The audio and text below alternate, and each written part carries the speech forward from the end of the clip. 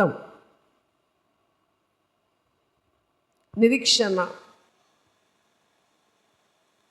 నిరీక్షణ ఎవరు చెప్పలేదా? నిరీక్షణ అంటే గ్రీస్తునందు ప్రియులారా ఎదురు చూపు. దేవునికి స్తోత్రం. ఏంటిదట? ఎదురు చూపు. అది దేని కొరకైనా కావచ్చు, దేని విషయముదైనా కావచ్చు. కనబడినది కనబడేదాకా చూడటమే దాన్ని నిరీక్షణ అంటారు. మనము నిరీక్షణతో కనిపెట్టినప్పుడు, అది మన కనులకు కనపడ్డప్పుడు ఇక నిరీక్షణతో పని ఉండదు. దేవునికి స్తోత్రం. ఈరోజు నిరీక్షణ అనేటువంటి అంశము ద్వారా దేవుడు మనతో మాట్లాడబోతున్నాడు. దేవునికి స్తోత్రం. పరిశుద్ధ గ్రంథముల నుంచి కీర్తన గ్రంథం 43వ అధ్యాయము 5వ వచనం చూసినట్లయితే దేవుని వాక్యం విరిదిగా సెలవిస్తుంది. నా ప్రాణమా నీవేళ కృంగి ఉన్నావు, నాలో నీవేళ తొందరపడుచున్నావు. దేవునికి స్తోత్రం. హల్లెలూయా. నా ప్రాణమా నీవేళ కృంగి ఉన్నావు, నాలో నీవేళ తొందరపడుచున్నావు. ఇక్కడ చూసినట్లయితే మనకు సమస్యలు వచ్చినప్పుడు, మనకు బాధలు వచ్చినప్పుడు, మనకు కష్టాలు వచ్చినప్పుడు, మనకు వేదన వచ్చినప్పుడు, మనకు కన్నీరు వచ్చినప్పుడు, ఒక పక్షి వలలో చిక్కితే అలాగూ ఇందులో నుంచి తప్పించుకుపోవాలనుకుంటుందో అలాగనే మన జీవితం కూడా ఉంటుంది. దేవునికి స్తోత్రం. ఒక చిక్కులో, ఒక ఉచ్చులో, ఒక కష్టములో, ఒక వేదనలో, ఒక భయములో, ఒక భీతిలో ఏ ఒక్కరు ఉంటానికి కూడా ఇష్టం ఉండదు. దేవునికి స్తోత్రం.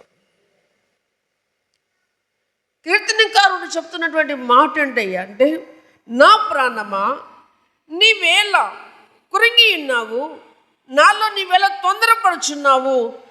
దేవుని యందు నిరీక్షణ ఉంచుము, ఆయన నా రక్షణకర్త, నా దేవుడు, ఇంకను నేను ఆయనను స్తుతించేదను. దేవునికి స్తోత్రం. కష్టాలు వచ్చినప్పుడు, బాధలు వచ్చినప్పుడు, సమస్యలు వచ్చినప్పుడు ఇవన్నీ ఒక రేఖంప లెక్క మనలో తట్టుకొని మనెమ్మటి వస్తూ ఉంటే ఇంకెప్పుడు, ఇంకెన్నడు అని మనము చూస్తూ ఉంటాం. అది మానవ జాతికి చాలా శ్రద్ధగా ఉన్నటువంటి మాట. అలేనియో మానవ నైజం. ఎవరు కానీ ఒక కష్టములో, ఒక బాధలో, ఒక ఇబ్బందిలో, ఒక ఇరుకులో అలా ఉండాలని ఎవరు కోరుకోరు. కష్టాలు, బాధలు, వేదనలు వస్తూ ఉంటాయి. కానీ అన్నిటి కూడా మనం ఏం చేయాలని అనుకుంటాం? ఇవన్నిటి కూడా బయట దాటి రావాలి. దేవునికి స్తోత్రం అనుకుంటుంటాం. కానీ దావీదు భక్తుడు అంటున్నాడు, నా ప్రాణమని వేళ నన్ను కృంగి ఉన్నావు, ఎందుకు తొందరపడుచున్నావు? తొందర వలన మేలు జరుగుతుందా, నష్టం జరుగుతుందా?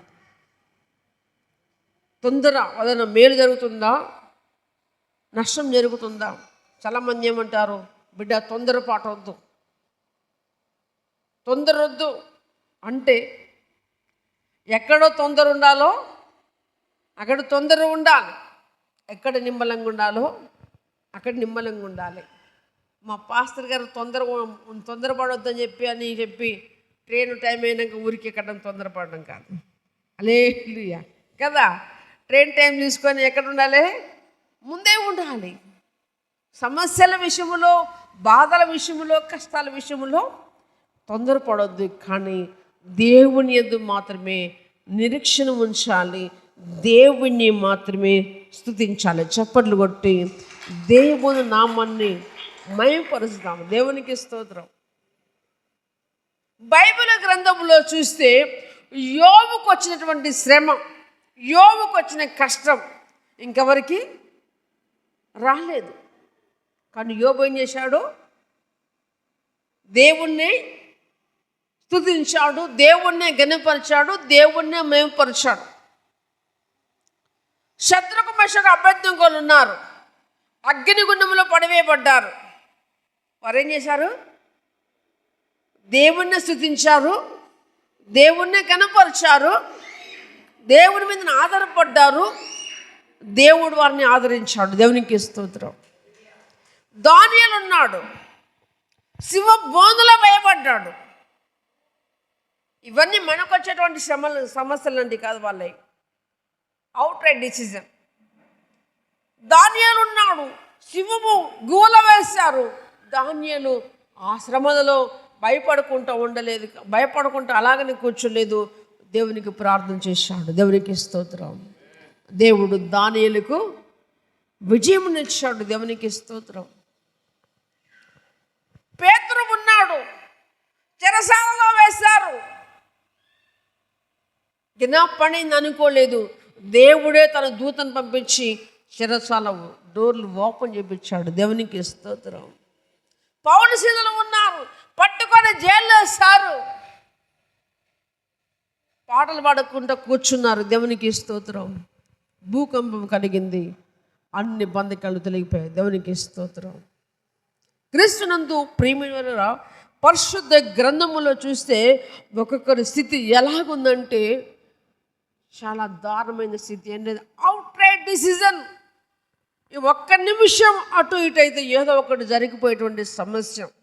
దేవుడు వారందరికీ కూడా తోడై ఉన్న దేవుడు నేటిని మనకు తోడై ఉంటాడు. చప్పట్లు కొట్టి దేవుడు నామమున కొడతాం. అయితే మనం చేయవలసింది ఒకటే, ఏంటిదయ్యా అంటే నిరీక్షణ వదిలిపెట్టకూడదు. నిరీక్షణకు ఆధారము లేనప్పుడు అబ్రహాము విశ్వాసముతో దేవుడు చెప్పిన మాటకు లోబడ్డాడు. దేవునికి స్తోత్రం. ఏం లేదట, నిరీక్షణకు ఆధారమే లేదు. అంటే భూమి మధ్యలో భూమి మీద కాకుండా ఆకాశం మధ్యలో ఎవరాడబడ్డ వ్యక్తి ఎలాగ ఉంటాడో అలాగనే నిరీక్షణకు ఆధారం లేనటువంటి రోజులలో దేవుడు మన అబ్రహాము దేవుని వైపు చూడగలిగాడు. దేవునికి స్తోత్రం.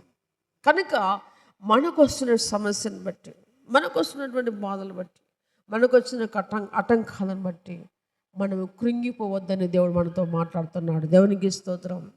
ఈరోజు ఈ వాక్యము మనల్ని బలపరచడానికి దేవుడు సిద్ధపరుచున్నాడు. దేవునికి స్తోత్రం. అంతేకాదు, క్రీస్తునందు ప్రియమైన కొలస్సీయుల రాసిన పత్రికలు చూస్తే 1వ అధ్యాయము 23వ వచనంలో చూస్తే దేవుని వాక్యం ఈ రీతిగా సెలవిస్తుంది. కొలస్సీ 1:23లో చూస్తే దేవుని వాక్యం ఈ రీతిగా సెలవిస్తుంది. పునాది మీద కట్టబడిన వారై స్థిరముగా ఉండి మీరు విన్నట్టు ఆకాశం క్రింద ఉన్న సమస్త సృష్టికి ప్రకటింపబడినట్టు ఈ సువార్త వలన కలుగు నిరీక్షణ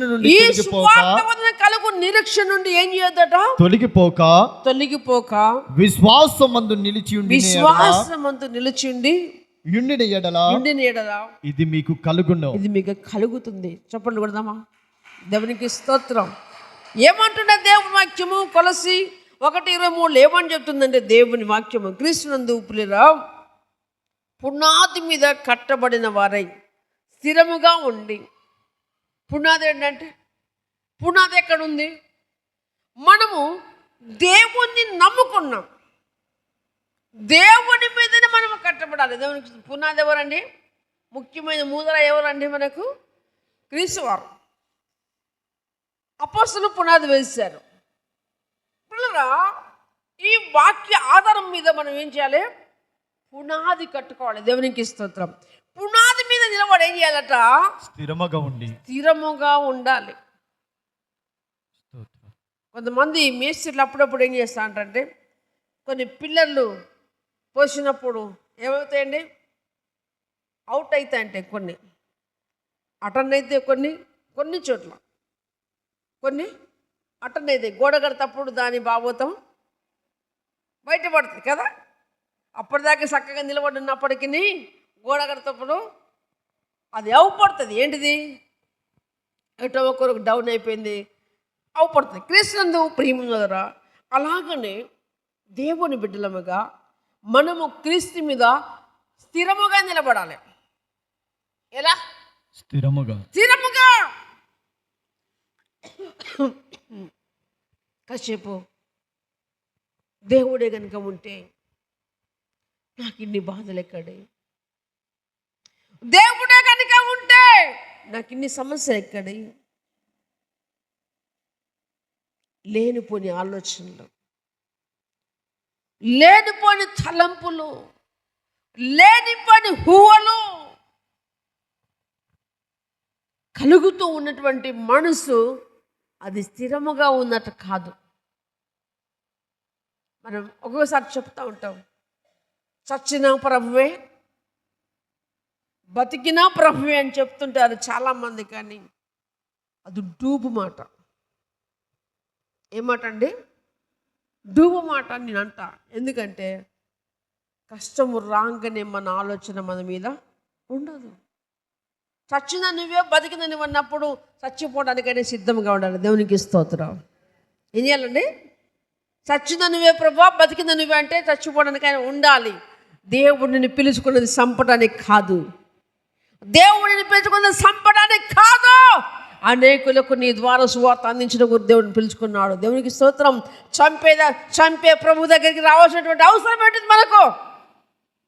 చంపబడుతున్నటువంటి రోజుల్లోనూ సావు బతుకుల మధ్యలో మనం వస్తే దేవుడు జీవం పోసి మనల్ని బతికించుకున్నాడు. చప్పట్లు కొట్టి దేవుడు ఈరోజు మనల్ని చంపే దేవుడు కాదు, ఈరోజు మనల్ని నాశనం చేసే దేవుడు కాదు.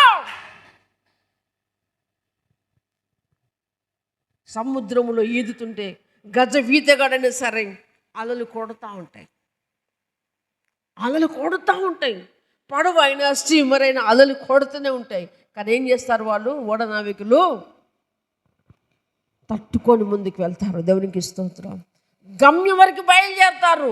ఈ అల వచ్చింది కదా వెనకగా తిరగరు. అలాగనే ప్రియ దేవుని సంగమా, నువ్వు వెనుకకు తిరగకూడదు, నీ ఆలోచన మారకూడదు. నీ ఆలోచన ఏముండాలట? స్థిరముగా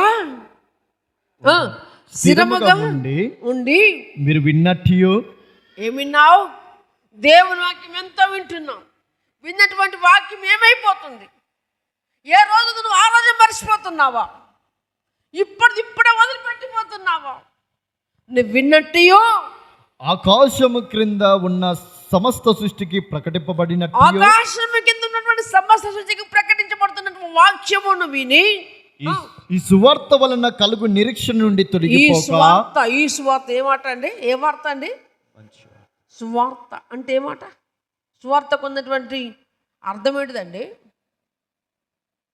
సువార్తకు ఉన్నటువంటి అర్థం ఏంటిదండి?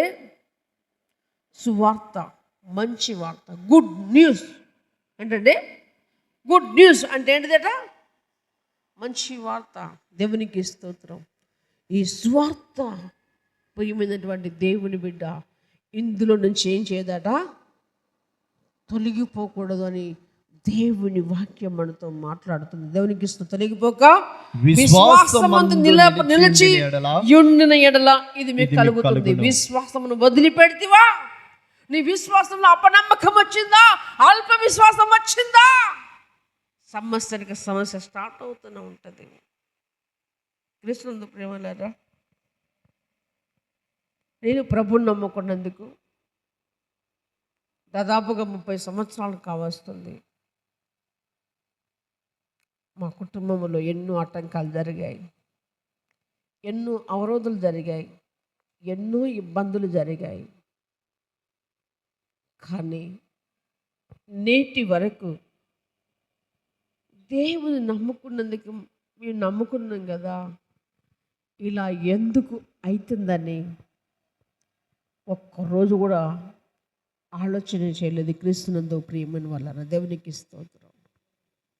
ఒక్కరోజు కూడా ఆలోచన చేయలేదు. దేవుడు మనల్ని పిలిచింది బ్రతికించుకోవడానికి, కానీ చావు బతుకుల మధ్య మనం వస్తున్నప్పుడు జీవం పోసి బ్రతికించిన దేవుడు ఈరోజు ముందుకు సాగుతున్న కొద్దిగా సమస్యలు కొన్ని స్టార్ట్ అయినప్పుడు నా దేవుడు లేడేమనుకుంటే అది మన అల్ప విశ్వాసము. క్రీస్తునందు ప్రియమైన వాళ్ళరా, మీకు దేవుని దీవెన కలగాలంటే మనం నిరీక్షణ పునాది మీద కట్టబడిన వారంగా ఉండాలి. దేవునికి స్తోత్రం. ప్రసంగి గ్రంథంలో చూస్తే 3వ అధ్యాయము 1వ వచనములో దేవుని వాక్యం విరిదిగా సెలవిస్తుంది. ప్రసంగి గ్రంథం 3వ అధ్యాయం 1వ వచనములో దేవుని వాక్యం విరిదిగా సెలవిస్తుంది, ప్రతిదానికి సమయం కలదు. హల్లెలూయా. ప్రతిదానికి సమయం కలదు. ప్రతిదానికి ఏమున్నదట? సమయం కలదు. ప్రతిదానికి సమయం కలదు. సమయం కలదు. ఆకాశము క్రింద ప్రతి ప్రయత్నమునకు సమయము కలదు. హల్లెలూయా. చెప్పండి కదమ్మా. ఏదో ప్రయత్నాలు చేస్తున్నాం, మనం ఏమేమో ప్రయత్నాలు చేస్తున్నాం. ప్రతిదానికి ఏముందట? సమయం ఉంది. నీ వంతు వచ్చేదాకా బట్టలు పెడుతున్నప్పుడు బండ కొడితే 2 దెబ్బలు కట్టు పక్కేస్తారండి. ఎప్పటిదాకా కొడతారు? దాంట్లో ఉన్న మురికి పోయినంతసేపు ఏం చేస్తారండి? బాత్తనే ఉంటారు కదా, బాత్తనే ఉంటారు. అలాగనే ఆకాశం కింద మనం చేస్తున్న ప్రతి ప్రయత్నానికి దేవుడు ఏముంచాడు? సమయం ఉంచాడు. దేవునికి స్తోత్రం. ఆ సమయం దాకా క్రీస్తునందు ప్రియమైన వాళ్ళరా, పునాది మీద నువ్వు కట్టబడుతూ విశ్వాసమందు స్థిరము కలిగి ఉన్నట్లయితే నీ వంతులో ఆ రోజు నీ జీవితం బంగారంగా మారిపోతుంది. నువ్వు మన్ని పట్టుకున్న బంగారం అయిపోతుంది. దేవునికి స్తోత్రం. కానీ ఆ సమయం కొరకు ఎదురు చూడాలి. ఆ సమయానికి కొరకు ఎదురు చూడటమే నిరీక్షణ. దేవునికి స్తోత్రం. కష్టాలు ఎల్లకాలం మణుతూ ఉండవు, బాధలు ఎల్లకాలం మణుతూ ఉండవు. ఒకవేళ ఉంటున్నాయంటే మధ్యలో తొనుకుతున్న మన అల్ప విశ్వాసమే. దుష్టునికి చోటిస్తూ, సాతానికి చోటిస్తూ, విశ్వాసం బలహీనపడ్డప్పుడు శత్రువు ఎప్పుడు కొడతాడండి? శత్రువు ఎప్పుడు కొడతాడు? ఎప్పుడు కొడతాడండి? పక్కోని బలం తగ్గినప్పుడే కొడతాడు. పక్కోని అన్నదమ్ములకు దూరమైనప్పుడు శత్రువు వస్తాడు. అన్నదమ్ములు నలుగురు గట్టిగా ఉన్నప్పుడు ఎవరు రారు. అన్నదమ్ముల మీద లొల్లి పెట్టుకొని ఒంటరి మీద మునుకో శత్రువు తయారవుతాడు. అలాగనే క్రీస్తునందు ప్రియమైన వాళ్ళరా, మన విరోధమైనటువంటి సాతానుడు ఎప్పుడు కొట్టాలని చూస్తాడు. దేవునికి స్తోత్రం. అల్ప విశ్వాసము మనలో స్టార్ట్ అవ్వడం మొదలు పెడితే వాడు ఎంటర్ అవ్వడం మొదలు పెడతాడు. దేవునికి స్తోత్రం. వాడు మనలోకి ఎంటర్ అయ్యాడా మన జీవితంలో లేనిపోయిన ఆలోచన, మన తలంపులో లేనిపోయిన ఆశలు, ఎక్కడెక్కడో ఆలోచన తీసుకొచ్చి బుర్రంతా పాడు చేస్తాడు. క్రీస్తునందు ప్రియమైన వాళ్ళరా, నీ కొరకు దేవుడు ఏదో మేలు దాచి ఉంచాడు. దేవునికి స్తోత్రం. అది పరలోకమంది కాదు, భూలోకమంది. దేవునికి స్తోత్రం. దేవుడు నిన్ను భూలోకములో ధనికుడిగా చూడాలనుకుంటున్నాడు, పరలోకములో కూడా నిత్య రాజ్యములో చూడాలనుకుంటున్నాడు. దేవునికి స్తోత్రం. హల్లెలూయా. కనుక క్రీస్తున్నటువంటి ప్రియులరా, ప్రతి దానికి సమయం కలదు. కనుక భూమి కింద మనం చేసిన ప్రతి ప్రయత్నానికి దేవుడు యొక్క సమయమును సిద్ధపరుచుంటున్నాడు. దేవునికి స్తోత్రం. ఆ సమయం దాకా మనం నిరీక్షణతో ఎదురు చూసే వారముగా ఉండాలని దేవుడు కోరుచున్నాడు. కీర్తన గ్రంథంలో చూస్తే 71వ అధ్యాయము, కీర్తన గ్రంథము 71వ అధ్యాయము చూసినట్లయితే మరి 14వ వచనం చూసినట్లయితే దేవుని వాక్యం మరి సెలవిస్తుంది. కీర్తన గ్రంథం 71వ అధ్యాయము 14వ వచనం, నేను ఎల్లప్పుడూ నిరీక్షింతును, నేను మరి ఎక్కువగా నిన్ను కీర్తింతును. ఎంతసేపు నిరీక్షించాలండి? ఎంతసేపు నిరీక్షించాలట? ఎల్లప్పుడు దేవుని మీద మనము నిరీక్షణ కలిగి ఉండాలని దేవుడు మనం చెప్తున్నాడు. హల్లెలూయా, హల్లెలూయా. చెప్తున్నాడు, నేనెల్లప్పుడూ నిరీక్షింతును, నిన్ను మరి ఎక్కువగా నిన్ను నిన్ను కీర్తించదును. దేవునికి స్తోత్రం. దేవుడు ఫస్ట్ కీర్తనలో ఏమన్నాడు? నా ప్రాణమా నీవు నాలో ఎలా కృంగిన్నావు, నువ్వేళ నాలో తొందరపడుచున్నావు. దేవుని యందు నిరీక్షణ నేను దేవుని యందు నిరీక్షిస్తాను, ఇంకను ఆయన నేను స్తుతిస్తానని చెప్పాడు కీర్తనకారుడు. దేవునికి స్తోత్రం. ఇక్కడ ఏమంటున్నాడు? నేను ఎల్లప్పుడూ నిరీక్షింతును, నేను మరి ఎక్కువగా నిన్ను కీర్తించును. కీర్తింతును. దేవునికి స్తోత్రం. శత్రువు సిగ్గుపడాలంటే మనం బలహీనలము కాకూడదు.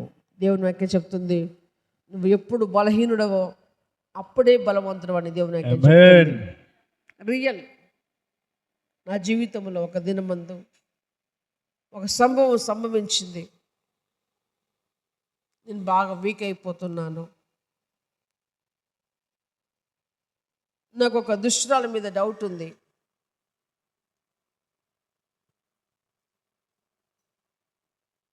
ఆ దుష్టురాలు నాకు ఎదురైనప్పుడు నేను ఎలా చేస్తా తెలుసా? టీక్గా నడుస్తా. ఎలా నడుస్తా అండి? టీక్గా. నేనేదో నర్వస్ అయిపోయినట్టు, నేనేదో కుళ్ళిపోయినట్టు, నాదేదో సొమ్ము పోయినట్టుగా ఉండను. నేను యాక్టివ్గా ఉంటా. దేవునికి స్తోత్రం. రియల్లీ నా జీవితంలో జరిగిన సంఘటన. టీక్గా ఉండేది ఒక దుష్టురాలు ఎదురైతే నేను ఎదురుగా పోయేది గట్టిగా. రియల్. కానీ దుష్టురాలు వస్తుందని ఏమొస్తుందమ్మా అని పక్కకు పోలే. నాలో బలహీనత ఉంది నాకు తెలుసు, నాకు సమస్య ఉంది నాకు తెలుసు, ఆ వ్యక్తి అని నాకు తెలుసు. ఎందుకు టీకా ఉండేవారంటే ఎంత దెబ్బ కొట్టినా వీడు గట్టిగా ఉండడు అనుకోవాలి. దేవునికి స్తోత్రం. ఏమనుకోవాలి? ఎంత దెబ్బ కొట్టినా వీడు గట్టిగానే ఉన్నాడు అనుకోవాలి. ఇంకా నేను ఏం చేయాలనుకోవాలి. హల్లెలూయా. క్రీస్తునందు ప్రియమైన వాళ్ళరా, రియల్లీ నేను ఒకరోజు ఆలోచన చేశాను. ఈ వారములో ఏదో ఒకటి చేయబోతుంది అనుకున్నాను నేను. అప్పుడు నేను డివైడ్ అయి ఉన్నాను. ఒక్కనే ఉండేది రూములో, ఒకటే బెడ్. అందరికీ మా ఇంట్లో అందరూ ఉండేవారు, పడుకునేవారు. నేను మాత్రం ఒక రూమ్లో పడుకొని నేను అప్పుడు డివైడ్ అయ్యాను. నేను అనుకున్నాను ఈ వారంలో ఏదో ఒక జరగబోతుంది అనుకున్నాను. తెల్లారు లేచేవారికి నా మంచములో 9 10 కంది గింజలు పడి ఉన్నాయి. ఏమున్నాయండి? 9 10 ఏం పడ్డాయి? నా బెడ్లో పడి ఉన్నాయి. నేను లేచేసరికి ఆ యా నుంచి వచ్చాయో ఎక్కడి నుంచి వచ్చాయో నాకు తెలియదు. మంచం దులిపే సమయానికి నా బెడ్లో కంది గింజలు ఉండడం మొదలుపెట్టాను. హల్లెలూయా. దేవునికి స్తోత్రం. ఆ కంది గింజల నుంచి నా బంధకాలు తొలగిపోయాయి. దేవునికి స్తోత్రం. కంది గింజల నుంచి నా బంధకాలు తొలగిపోయి, నా సమస్య తొలగిపోయింది, నాకు విడుదల దొరికింది. దుష్టురాల్లో తొక్కటం మొదలుపెట్టా. దేవునికి స్తోత్రం. చప్పట్లు కొట్టి దేవుని నామమున ఆ ఆయుధం మనకిచ్చాడు దేవుడు. ఎవరినో చూసి మనం భయపడడం కాదు, వారిని తొక్కడానికి సిద్ధంగా ఉండాలి. బలహీనతలు వచ్చినా కానీ నిరీక్షణ కలిగి మనం ముందుకు పోవాలి. క్రీస్తునందు ప్రియమైన వాళ్ళ దేవునికి స్తోత్రం. ఇంకా చూడండి, ఏప్రిల్ రాసిన పత్రిక 7వ అధ్యాయము 19వ వచనములో దేవుని వాక్యం ఇదిగా సెలవిస్తుంది. ఏప్రిల్ రాసిన పత్రిక 7వ అధ్యాయము 19వ వచనములో దేవుని వాక్యం ఇదిగా సెలవిస్తుంది. క్రీస్తునందు ప్రియమైన వాళ్ళ అంతకంటే శ్రేష్టమైన నిరీక్షణ దాని వెంట ప్రవేశపెట్టబడెను. దీని ద్వారా దేవుని యొద్దకు మనము చేరుచున్నాము. పైనుంచి ఆ ధర్మశాస్త్రము దేనికి సంపూర్ణ సిద్ధి కలగజేయలేదు గనుక. ఇప్పుడు కరెక్ట్ చదువుతున్నాం. ధర్మశాస్త్రము దేనికి సంపూర్ణ సిద్ధి కలగ చేయలేదు కనుక ముందయ్యబడినటువంటి ఆజ్ఞ ఏమైపోయింది? బలహీనమైనది, నిష్ప్రయోజనమైనందున అది నివారణ చేయబడి ఉన్నది. అంతకంటే శ్రేష్టమైన నిరీక్షణ దాని వెంట ప్రవేశపెట్టబడను. దీని ద్వారా దేవుని యొద్దకు మనము చేర్చున్నాము. చప్పట్లు కొట్టి దేవుని నామాన్ని భయపడదాం. మునుపున్నటువంటి విశ్వాసాన్ని వదిలిపెడదాం. మునుపున్న అపనమ్మకాన్ని వదిలిపెడదాం. ఈ రోజు నుండి ఒక కొత్త నిరీక్షణతో ముందుకు సాగుతాం. దేవునికి స్తోత్రం. ఈరోజు చాలామంది కృంగిపోయిన స్థితిలో వచ్చారు. ఈరోజు చాలామంది నీరసించిపోయినటువంటి వారు మన మధ్యలో ఉన్నారు. దేవునికి స్తోత్రం. రియల్లీ ఈ వారం రోజుల్లో నేను బైబిల్ టచ్ చేయలేదు. కొత్త మెసేజ్ చిన్న ఆలోచన, కానీ దేవుడు ఈరోజు ఇదే అంశం చెప్పటానికి దేవుడు నా కృప చూపెట్టాడు. దేవునికి స్తోత్రం. హల్లెలూయా. తన బిడ్డల్ని, తన భక్తుల్ని, వారందరినీ దేవుడు ఈరోజు ధైర్యపరుస్తున్నాడు, బలపరుస్తుందని నమ్ముచున్నాడు. దేవునికి స్తోత్రం. ఏం చెప్పన్నాడు? ఏం చేయబడుతుంది ఇక్కడ?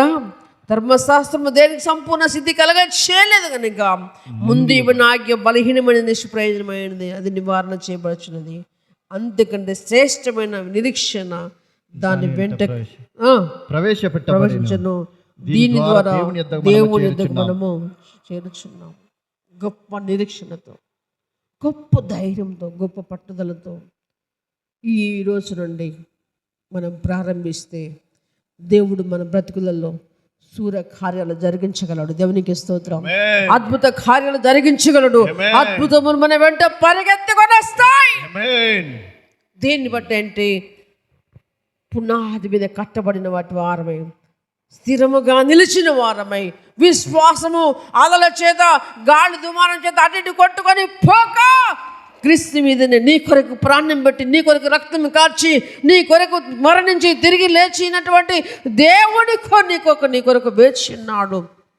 నీ విశ్వాసమును తొలిపోయి నిరీక్షణను తొలగిపోనీకము. అప్పటి నమ్మకం అనేది నీలోనికి రానీయకు. అది చావైనా, కీడైనా, మేలైనా, ఏదైనా కానీ నీ కొరకు దేవుడు ఒక సమయం దాచిపెట్టాడు. ఆ సమయము నేటి నుంచి కూడా ప్రారంభం కావచ్చు. నేటి నుండి కూడా ఆ సమయం ప్రారంభం కావచ్చు. ఒక్కొక్కరి జీవితంలో ఆ సమయం ఇప్పుడు దాచిపెట్టిందని మాత్రం ఫీల్ కావద్దు. దేవుడు నా జీవితంలో ఈరోజు ఆ సమయానికి సిద్ధపరిచాడు. నమ్మితే దేవుడు సూర్యకార్యం జరిగిస్తాడు. దేవునికి స్తోత్రం. యోహాను సువార్త 5 అధ్యాయము 2 నుండి 6 వరకు చూసినట్లయితే దేవుని వాక్యం రీతిగా సెలవిస్తుంది. యోహాను సువార్త 2 అధ్యాయము 6 వచనం. యెరూషలేములో గొర్రెల ద్వారం దగ్గర హెబ్రీ భాషలో బెతస్తా అనబడిన ఒక కోనేరు కలదు. బెతస్తా అనేటువంటి ఒక కోనేరు కలదు. దానికి 5 మంటపములు దాని దగ్గర 5 మంటపములు, ఆ కోనేరు చుట్టూ 5 మంటపములు కలవు. ఆ సమయములకు దేవదూత కోనేరులో దిగి కోనేరులో ఏమొస్తుందా అంటే నీళ్లు కదిలించుట కలదు. ఒక నిమిషం. ఆ సమయంలో ఏం చేస్తుందంటే ఆ కోనేటికి దేవదూత వచ్చి ఆ నీటిని ముట్టగానే ఆ చుట్టూన ఆ 5 మంటపములో సర్వ రోగముల చేత ప్రజలు అక్కడ ఉంటున్నారు. క్రీస్తునందు ప్రియమైన వారు, దేవదూత ఎప్పుడైతే వచ్చి ఆ నీళ్ళని టచ్ చేస్తాదో ఎంతటి రోగి అయినా ఎవరు ఆ నీళ్ళ ముందు దిగుతారో వాళ్ళ రోగము పోతుంది. క్రీస్తునందు ప్రియమైన వాళ్ళరా, అక్కడ 38 సంవత్సరములు రోగముతో వేచి ఉన్నటువంటి వ్యక్తి ఆ మంటపముల దగ్గర ఉన్నాడు. ఆయన వచ్చే అంతసేపట్లో ఎవరో ఒకరు వెళ్ళి ఆ నీళ్ళని తాగుతున్నారు, బాగైపోతున్నారు. 38 సంవత్సరములు అక్కడనే పడి ఉన్నాడు. క్రీస్తునందు ప్రియమైన వాళ్ళారా,